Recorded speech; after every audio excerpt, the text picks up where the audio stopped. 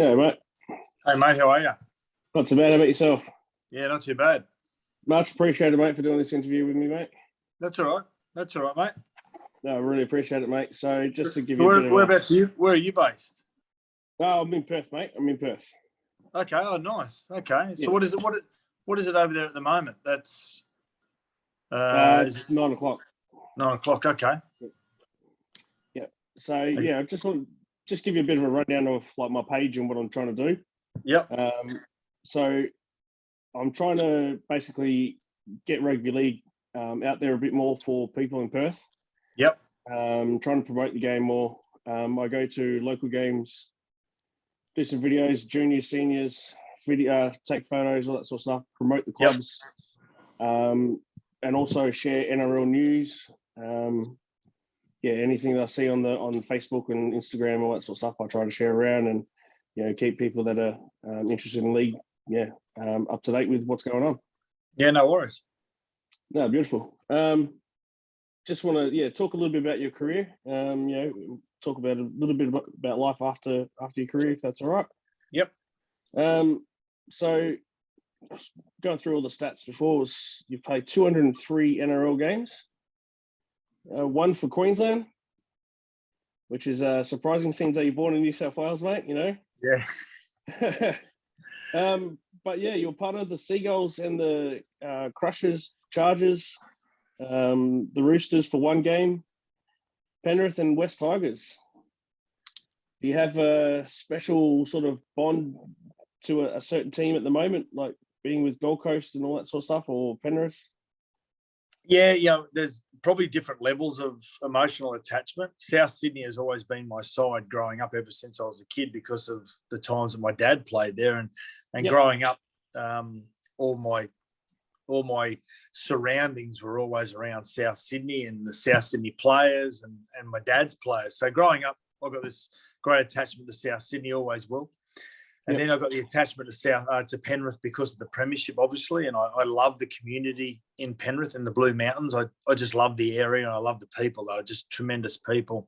Yeah. But I've got this really strong connection to the Gold Coast Rugby League. I was fortunate enough to be involved more as an onlooker and as a son when my dad was part of a consortium that started up the Gold Coast Giants in 1988.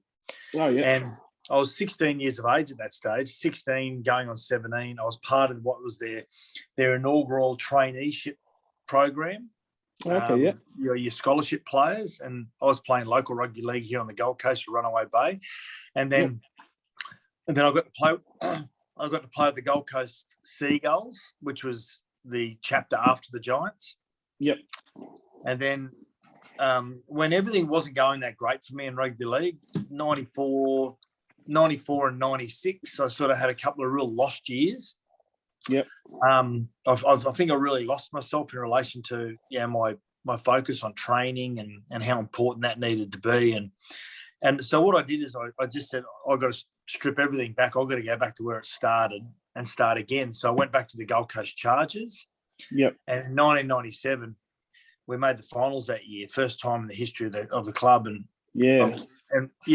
from that moving on, I then became the general manager of rugby league at the Gold Coast Titans as part of the NRL expansion bid team. So I've been part of all four chapters of the Gold Coast Rugby League. And that's why I've still got a really strong attachment to the rugby league on the Gold Coast being successful. So different forms of emotion.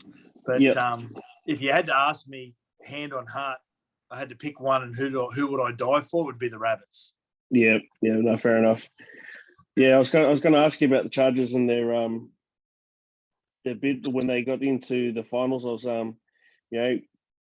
being that the Seagulls, they were in the competition, they fell out.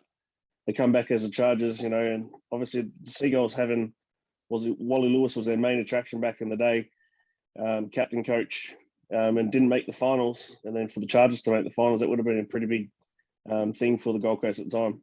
Well, it was Super League ARL year, and it was easy for people to say, "Oh, yeah, you made the finals in a split season when not everyone was playing." But for the Gold Coast Rugby League, any success was acceptable. You just needed some form of success. And in '97, we had a really good group of players. We had a really good coach in Phil Economides. and we played a style of rugby league that was really exciting. We had a young halfback by the name of Wes Patton, and in that year he played every game, I should say. He was one of the most. He was the best attacking player in both competitions that year. It was amazing, and we went through and beat Illawarra in week 1 of the finals, and then we got beaten by the Roosters the following week, and had a really good year, and then the NRL came back together in 1998, and the Gold Coast Chargers. We didn't have a great year in 1998. We'd lost a couple of. I'm just going to shut this door. No, you're right.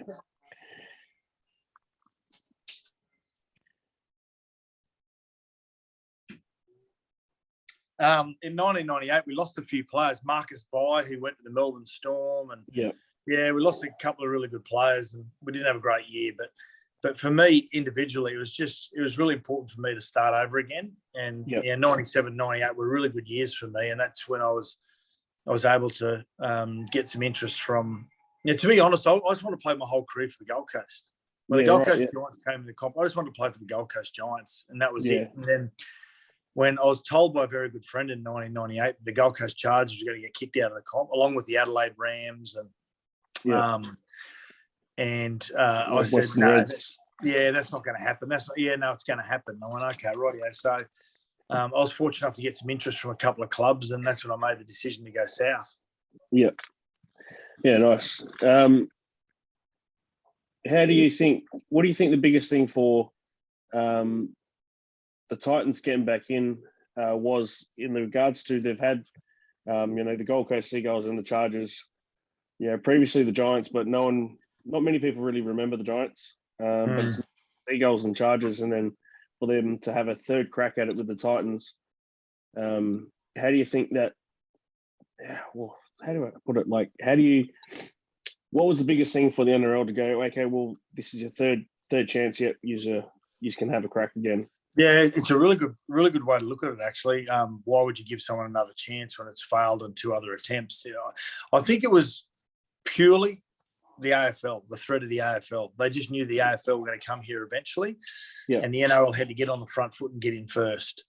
And so that's what they did. David Gallop, to his credit, he had a lot of vision. Instead of sitting back and waiting for the AFL to launch on the Gold Coast with the Gold Coast Suns and then see what impact they had, he just said, no, let's put a team there. And they had the northern New South Wales from Coffs Harbour up to the Queensland border, and then all of the Gold Coast and southeast Queensland. And you only had one team, the Brisbane Broncos. Rugby league needed a hand. And I think if the AFL had no threat of coming to the Gold Coast, I don't think the Gold Coast Titans would have got the licence. I think it would have been the Central Coast bid with John Singleton. So I think it was purely the AFL and the foresight of David Gallop to be able to say, there's a huge threat. We need to go there. And we've just seen the latest NRL expansion process go through, and there is a huge threat in the western corridor of Brisbane where the AFL are spending $70 to $100 million, and we didn't go there. That's I suppose that's a huge shot over the bow for the NRL and how the NRL are going to handle that. Well, with that, the competing with the AFL, do you think? I'm a bit biased, but with the Western Reds, do you think the Perth should be one of the next teams to be looked at for the 18th team when it does come into that sort of expansion? There's two ways to look at this, Jamie. I think this question, and the first one, the way to answer is, there's part of me that says yes, absolutely, because from a viewing audience point of view, it's just perfect. The timing is perfect for TV, for radio, whatever it may be. I talked to the guys that I'm very good mates with, Mark Geyer and Matty Rodwell, who spent time at the Western Reds, and they just said it was so well received over there. They absolutely loved it. They're just sports mad. Whether it was rugby union with the Western Force, whether it's rugby league, whether it's and when a lot of South Africans living in Perth as well were supporting the rugby union. Then obviously you got your AFL. So I've always had this argument: why do we need to try and fight the AFL in their own backyard? Just leave it to them. Just let the West Coast Eagles and Fremantle and the Adelaide teams, let them have that space. Let's just worry about our rugby league past. But as I'm getting older, I'm starting to think, no, let's let all people enjoy all sports. Yeah. AFL, rugby union, rugby league. So yeah, if they are going to expand again, which it looks like they possibly will go to 18 teams, or they might come back down to 16 teams and force a couple of teams to merge, whatever that may be. I think Perth is probably the obvious choice. The Western Corridor of Brisbane probably needed to get expansion in this last round that just went a couple of weeks ago, because I think if they decide to go back out there, I think the Horse may have already bolted with the AFL with their programs. Yeah, okay, with the schools. But if they want to open up another team in WA, they need to say, yes, we're going to do it now, and it's going to be for 2026, for example. And we need to start our under 14s, our under 15s, our under 16s, our under 17s, our under 18s, our under 20 competitions. We need to start them now. Yeah. And we need to have a second tier team in the New South Wales Cup or the Intrust Super Cup in Queensland, and they need to be playing for the next 3 to 4 years. Yeah. And until you can have that, until you can have a really strong underbelly, there's no use going. There's no use going there. So you've got to start that underbelly right now. I think, they do have a junior development with the SG ball teams. They've got the West Coast Pirates. I think, me personally, I think a lot of the stuff over here, a lot of participation isn't as high as what it could be, and it's because there is no rugby league team, there's no pathway, there's no clubs, no Reese coming over and going, there's scouts, and I think a lot of participation just goes, we'll go to AFL, there's more chance of getting in. Yeah, but I'm hopeful for the bid for the next 18th team. That'd be perfect for us. I mean, I'm a diehard Bronco supporter, but if a Perth team got up, I'd be buying a membership just to show my support behind the competition, Yeah, I speak to the guys that I just let my dog in. No, you're right.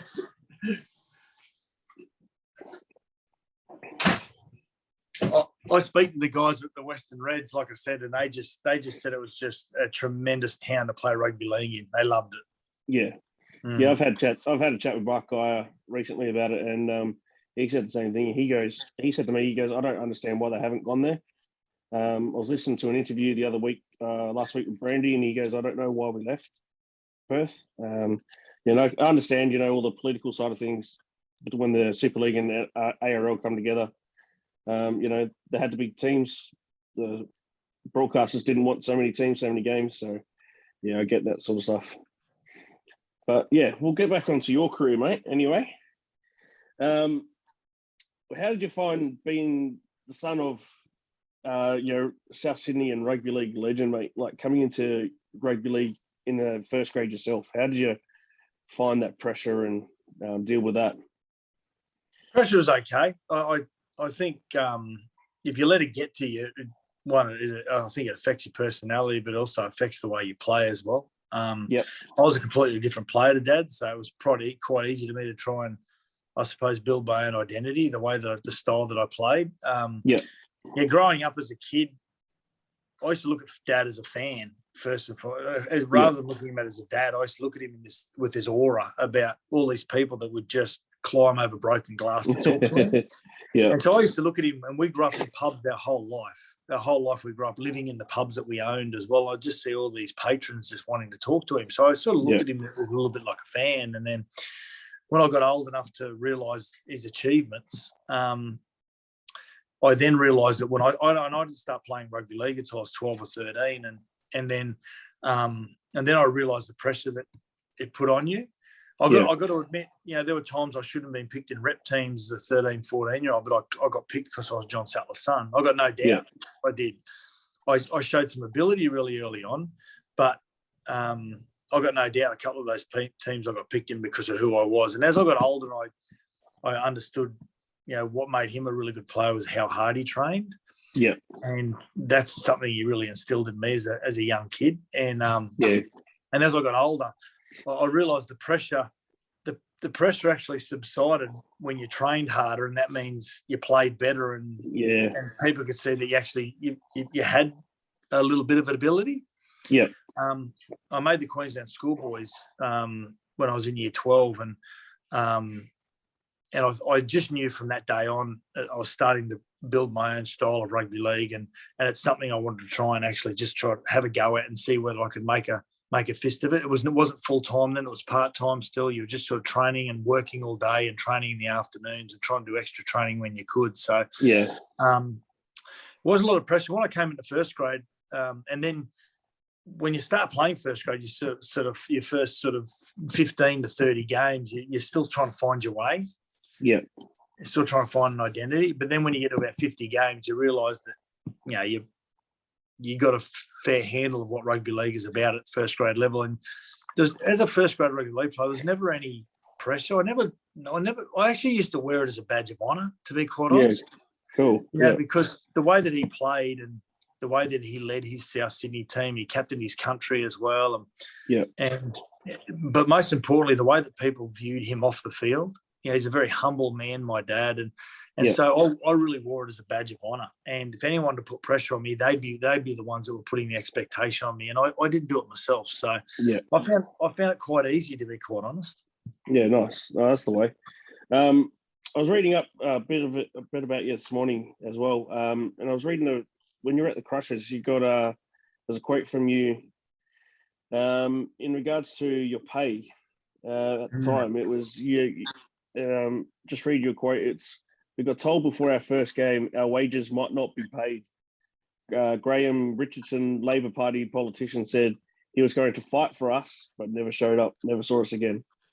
Yeah. What was the go with that, mate? That must have been heartbreaking. So that was the 1995 is when Super League first, and that was the first year of the Crush. Man, that year in 1995, the Crushers, the Cowboys, the Western Reds, and the New Zealand Warriors all came into the competition. 4 teams. I mean, unheard of. Expansion. We could have had expansion of 1. We had expansion of 4. And then 1995 was when we started hearing about Super League, but we didn't know anything about it. Yeah. And then 96 was the year that Super League was going to kick off, but they lost the court battle. But the Australian Rugby League had said the Crushers are an Australian Rugby League team. They haven't signed with Super League, and so we're going to look after you financially. And I suppose what happened, or what did happen, is that before we even kicked the ball off in 1996, we had this meeting. They said because of Super League ARL, we've got no money and we can't pay you. Yeah, so right. we basically turned up and trained every day and played every week, not knowing whether we were going to get paid or not. But yeah, well, I suppose that's why we played the game originally. Yeah. So I think it was about midway through about 3/4 way through the year, we found out that we were going to get something. We didn't know what it was going to be. Yeah. The ARL didn't come to our as our saviours, and I never saw Graham Richardson again. Yeah, right. But in saying that, I remember I just purchased my first house, my first property. A really cheap house on the Gold Coast, and I remember. When the season finished, we went to we used to get paid in two lots back then. You used to get paid at the end of June, and at the end of November, at the end of October. So the season had finished, and we got told that you can come and pick up your payment. And I remember getting this envelope and opening it up, and had a check in it. And I was owed about, for the entire year as part of my contract, I was owed about $46,000. Yeah. And I had a check for $8,500. Oh, shit! Like I had my mortgage. I hadn't paid my mortgage for the first 2 months, so I didn't know. My mum and dad had to help me out for the first couple of months, and then I finally got this check, and I was working at that time for corrective services in the prisons, and so I was sort of just living paycheck to paycheck, and as a young guy. But what it did do is it taught me a fair bit of resilience, but it sort of also made us realise that we played the game for the right reason as well. We just turned up and trained, and we played, and we may not have probably played our best, and affected a lot of our careers, but it gave us a little bit of humility back as well. Yeah, absolutely. So you move on to 99, 2003. You've gone to Penrith. 2003, mate. What a hell of a year for you personally. And then obviously and the club. I mentioned before. You've been the son of rugby league legend and South Sydney legend. Yourself with that tackle, in the grand final, mate, you know, you're always going to go down in grand final folklore. You know, you can put that effort in from a lock forward to chase down a winger and take him out. Game changing, you know, action. You know, if you didn't do that, put that effort in, you know, the result more than likely could have gone the other way, change momentum in the game and everything. You know, so how do you feel when people bring that sort of stuff up to you, like, you know, remind you of the 2003 tackle that you made on that Senioristas winger? Yeah, I feel a little bit sorry for Luke Prittis. Yeah. Because Luke Prittis' effort in that grand final that day was probably the best individual performance we've ever seen in a grand final. Probably matching he and Brett Kenny in those 3 grand finals, you know. And everyone talks about the 03 grand final as that tackle, when if it's not for Luke Prittis, we don't win that game. Yeah. So, yeah, but for that individually, it probably represented those years I was telling you about, where 1996 you're not going to get paid, and yeah, you know, 1993 at the Gold Coast Seagulls, we have this group of really good young players. You know, Campion, Goddard, Vowles, myself, we all went on and played Origin. We're all 18, 19 years of age at that stage, and they didn't want to sign any of us young guys. They wanted to sign all the older guys. Yeah. And so you get all these crossroads, and you just you build a little bit of resilience out of it. And then you're confronted with a situation like that at the end of your career, when I think you build on all those experiences and you end up turning into a positive for yourself. And you know, it helped the side as well. And John Lang was the one that actually, when he first came to the club at the end of 2001, and said, "This is the way I want you to play." And so for every training session for 2 years and every game for 2 years, on the 5th tackle, when we were about to put a kick in, I used to just start wandering in behind. He used to always say, "Just get there in case you need it." And I did that every training session, every game for 2 years. It wasn't until my last game I played for Panthers that I was able to be, you know, put into action. So it was my last game for the Panthers as well. So it was pretty memorable last game for Penrith. Yeah, it was a great year for us. I mean, me personally, 99 was my best individual year, and then. But we got last in 2001 and second last in 2002, and then minor premiers in 2003 to win the comp. Is, you know, it's pretty mind blowing to think that a team can turn around that quickly. Yeah, absolutely. You know, you in 2003 you also played your only game of Origin too, mate. How was that experience for you? Yeah, it was fantastic. You know, there'd been so many years where I'd been told, you're going to be picked or I just miss out. There was 97, there was 95, 97, 99, 2000, 2001. These are all years where I'd received phone calls from the QRL or selectors to say that, hey, listen, you're not far away. And unfortunately, I was playing in a position where I was going up against the likes of Gordon Tallis and also Brad Thorne and those sort of guys in the back row, and Tony Carroll. So, but in 2003 to get the phone call, I remember getting the phone call from one of my best mates, Clinton O'Brien, who played in the NRL, and he actually told me, he said, "Oh, congratulations, you've been picked in the Origin." So I said, "Yeah, of course I have." He goes, "No, you have." I was waiting to pick my son up from school. Actually, it's his first year of kindergarten, and I said, "Yeah." And he said, "No, you have. You've been picked." on. Really? What position? He said, "I don't know, but you've just been picked." So I was 31. You never ever gave up hope as a Queenslander to be picked, because there's not that too many players to pick from. So to be able to go and experience it at 31 was a real eye opener. To be able to sit there and watch players like Tallis and Lockyer and Webke and Petro and those guys, watch them prepare. Yeah, it was. You learn a lot in 10 days, especially when Wayne Bennett's your coach. And you learn that simplicity is probably the best way to coach, as opposed to overcomplicating things. And it was a real eye-opener, the 10 days. I was really happy with my performance. I thought I was going to be picked for game 3, and I was told I was going to be picked for game 3 by the coach. And then I missed out because they picked some unknown kid from Melbourne called Cameron Smith. And he went on to have a pretty good career. Yeah, he did, that guy. Yep. Oh, no. 2004, you end up winning the grand final in 2003, moving on to West Tigers in 2004.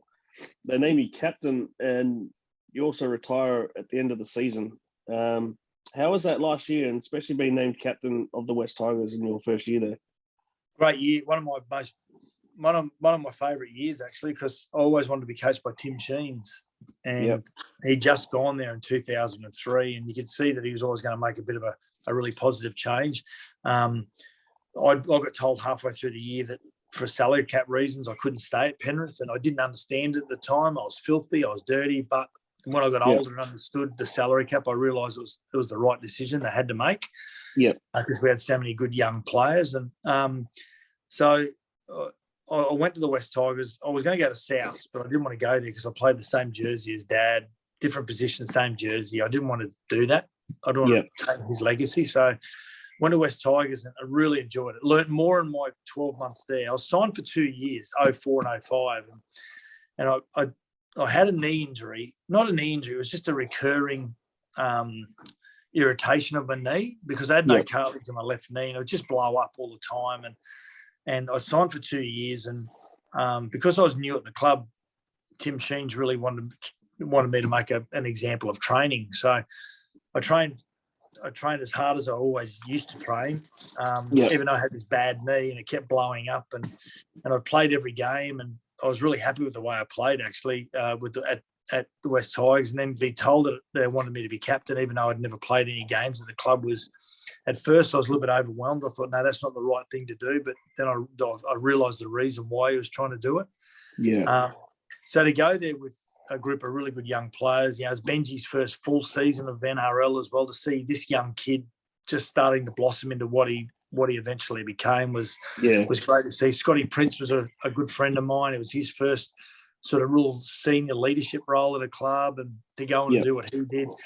And then probably about 4 or 5 games before the end of the season, the knee would just kept locking up during games and training, and I couldn't prepare the way I could. And so I retired, and then I just loved the season. We just missed out in the finals by 1 point, but you could just feel something emerging. And I remember I'd moved back to the Gold Coast after I retired, and then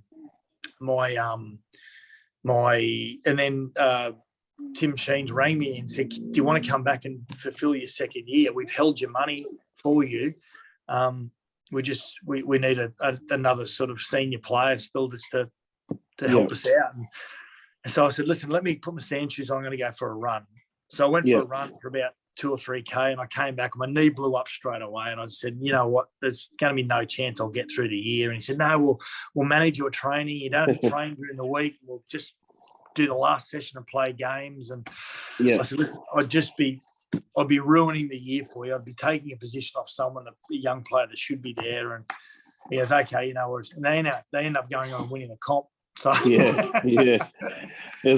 a bit of a hindsight there one, isn't it? It's you wish you sort of went there and played that last year, but you look back now as an older person where your body feels a bit better, and you sort of go, you know what, I probably could have played that year, but realistically, I wouldn't have been able to get through the whole year. I would have been a bit of a passenger, to be quite honest. Yeah, and you did the selfless thing, and you thought that you were going to take the spot off someone else, a young kid coming through.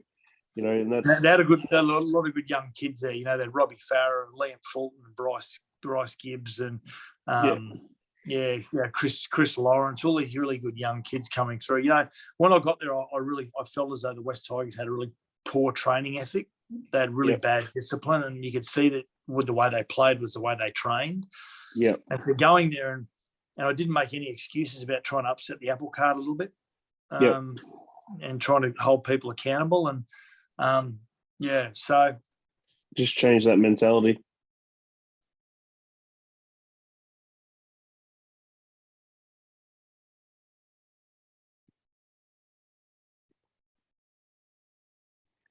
Oops, something's happened here.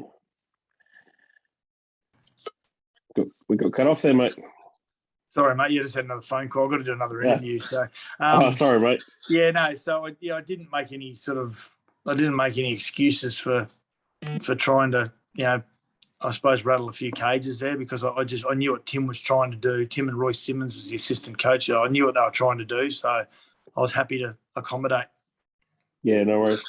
All right, I'll since I got another interview to do, mate, I'll let you go. I do really, really appreciate your time. This interview, mate.